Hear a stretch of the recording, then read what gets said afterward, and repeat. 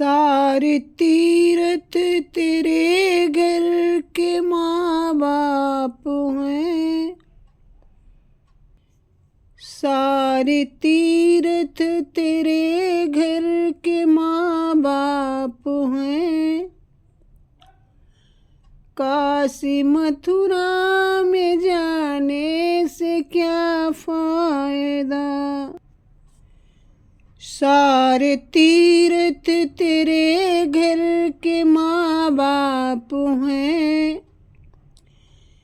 काशी मथुरा में जाने से क्या फायदा,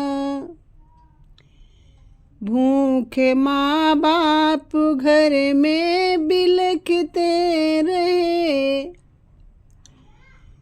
भूखे माँ बाप घर में बिलखते रहे।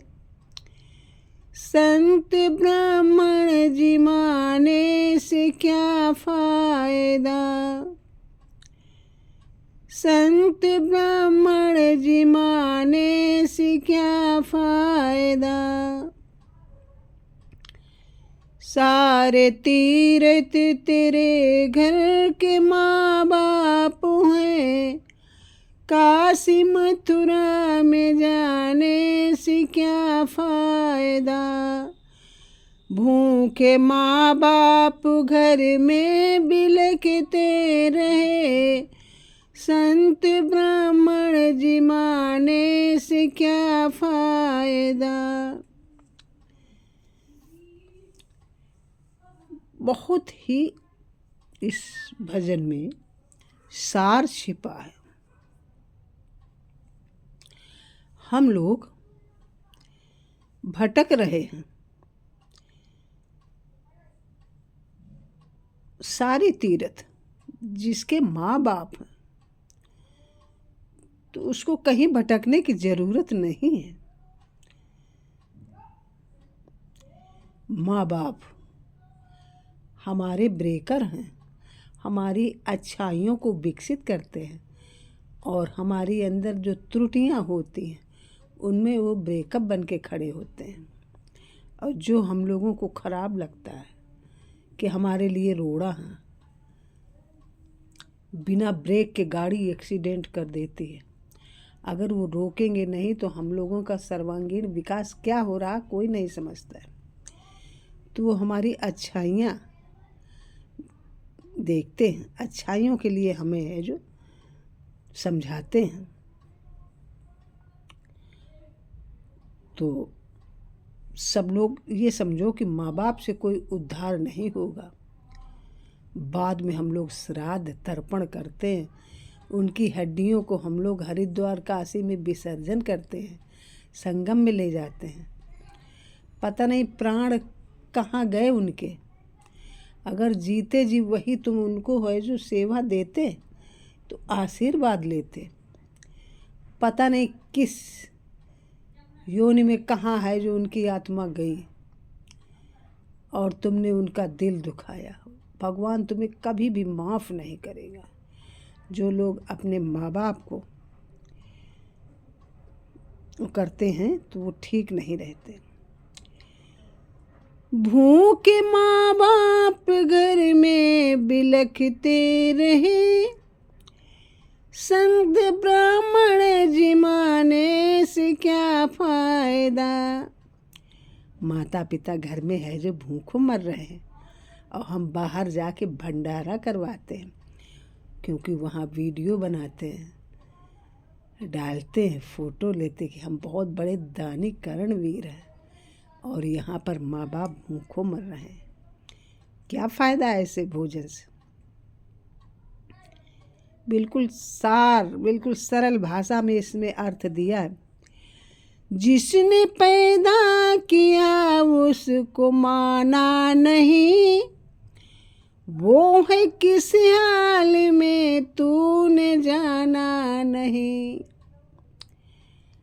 माँ जन्म देती है, अपना दूध पिलाती है, भले ही माँ 8 दिन भोजन ना करे लेकिन अपने रक्त से खून जो दूध बनता है वो आपका पेट भरते हैं। गीले से सूखे में ले रहती है।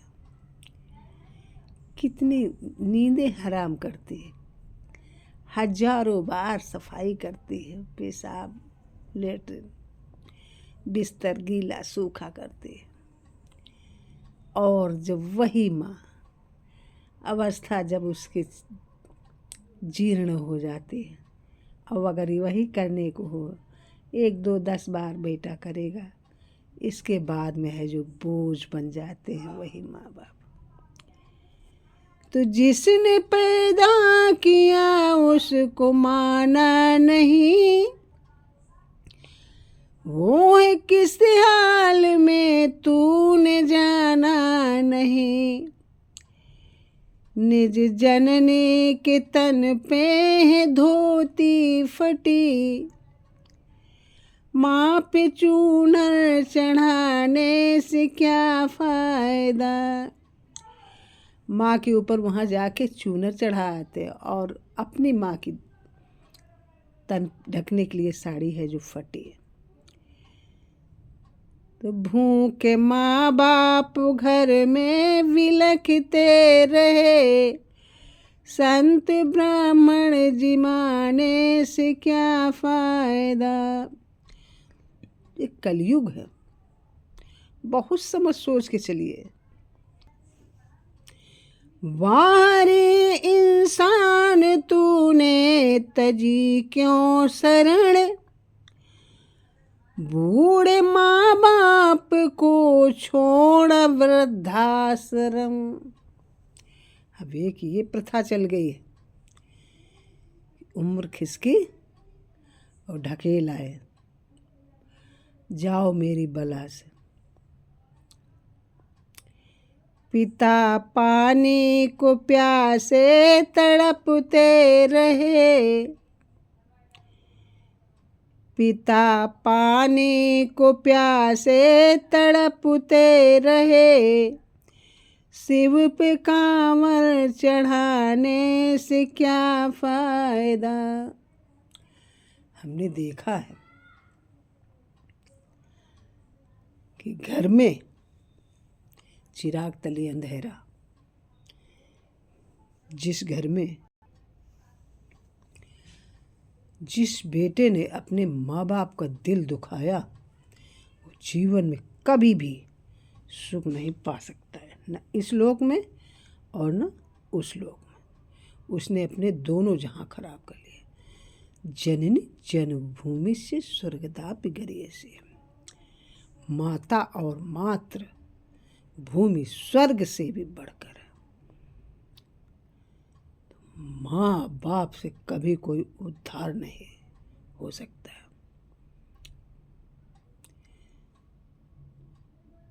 तो सारे तीरथ तेरे घर के माँ बाप हैं,